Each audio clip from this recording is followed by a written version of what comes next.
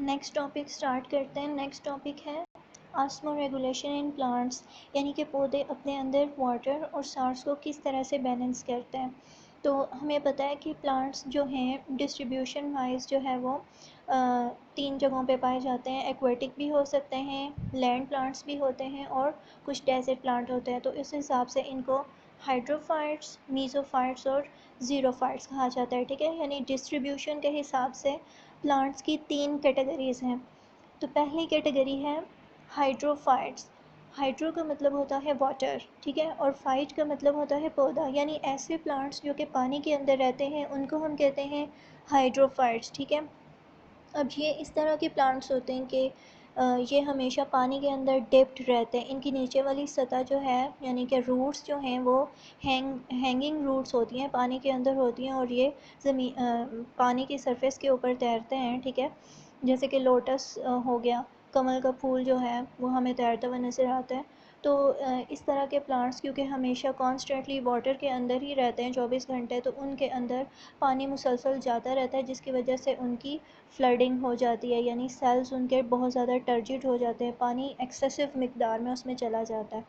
तो अब ये अपनी पानी की मतलब जो है ज़रूरत उसको एक्सेसिव अमाउंट से एक नॉर्मल अमाउंट पे लाने के लिए क्या करते हैं, इनके अंदर कुछ अडेप्टेशंस होते हैं। जैसे कि इनके अंदर इनकी ऊपर वाली अपर सरफेस पे बहुत सारे स्टोमेटा होते हैं। स्टोमेटा क्या होते हैं? छोटे छोटे पोर्स होते हैं जिनके ज़रिए जो है प्लांट वो ट्रांसपायरेशन करता है। ट्रांसपायरेशन क्या है? ट्रांसपायरेशन लॉस ऑफ वाटर का अमल है, जिसमें पौधे जो है वो अपना एक्सेसिव वाटर लॉस कर देते हैं to the atmosphere by the process of evaporation. ठीक है, तो इस तरह से वो अपनी फ्लडिंग ऑफ सेल्स को ख़त्म कर लेते हैं। ठीक है, सेकंड कैटेगरी है मीज़ोफाइट्स। मीज़ो का मतलब होता है मॉडरेट, दरमियाना।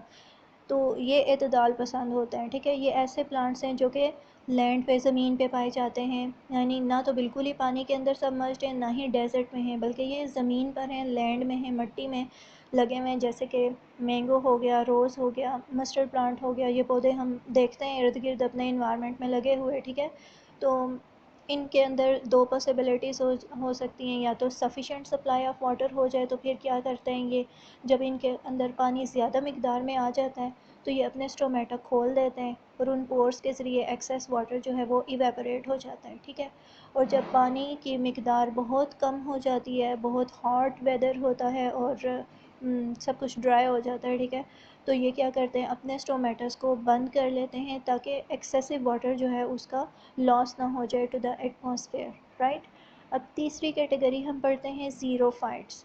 ज़ीरो का मतलब होता है कि मतलब ड्राई, ऐसे प्लांट्स जो कि ड्राई इन्वायरमेंट में रहते हैं, जैसे कि डेजर्ट में हो गया, कैक्टस हो गया। ठीक है, तो इन प्लांट्स के अंदर रिड्यूस्ड रेट ऑफ ट्रांसपायरेशन होता है, यानी ट्रांसपायरेशन का अमल बहुत कम होता है। अब क्यों कम होता है? क्योंकि ये ऑलरेडी इतने ड्राई इन्वायरमेंट में रह रहे होते हैं कि अगर इनके अंदर से मुसलसल ट्रांसपायरेशन का अमल होता रहेगा तो ये तो बेचारा पौधा ही मर जाएगा। ठीक है, तो इनके अंदर फिर जो स्टोमेटास होते हैं वो डिप्रेशन में होते हैं, यानी इनके लीव्स की क्यूटिकल इतनी थिक, वैक्सी और लेदरी होती है कि उसके अंदर दबे हुए होते हैं स्टोमेटा, ताकि उन स्टोमेटा के through excessive loss of water ना हो।